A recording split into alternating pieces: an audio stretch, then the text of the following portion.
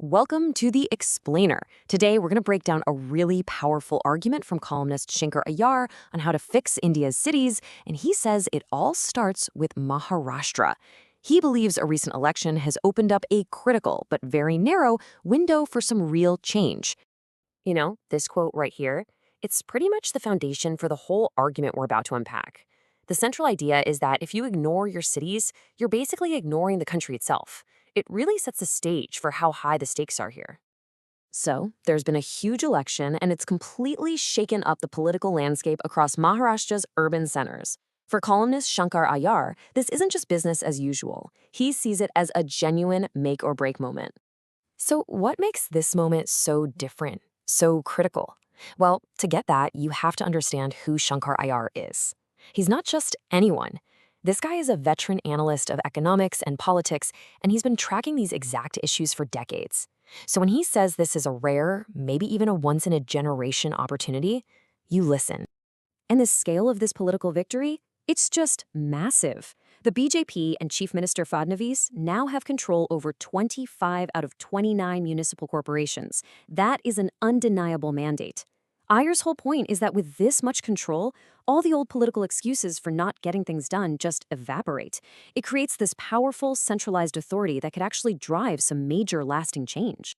But to really get a grip on the opportunity, we first have to understand the problem.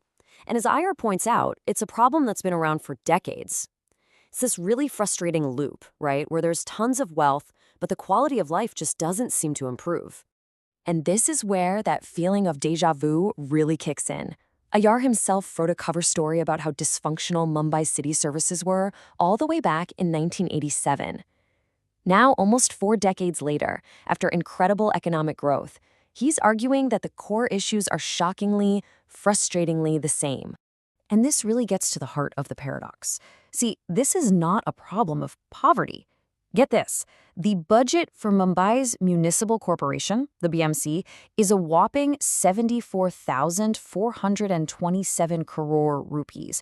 To put that in perspective, that's more than the entire state budget for 9 Indian states. So Ayer's big question is, if money isn't the problem, what is? And this slide, wow, it just lays out the whole crazy situation perfectly. On one hand, you have incredible wealth. Richest municipal corporation in India, property values like other global cities. But on the other hand, what's the reality for people living there? A pretty grim quality of life. Mumbai is ranked 158th in the world for livability, it's one of India's dirtiest cities, and it's constantly dealing with floods, potholes, and water shortages. This is the paradox Ayer says has to be broken. So what's the solution? Well, Ayar doesn't just diagnose the problem. He actually proposes a very clear 5-point agenda. He thinks of it as a blueprint, not just for Maharashtra, but something that could be a model for the entire country. Okay, so Ayar's plan has 5 key parts, and they're all connected.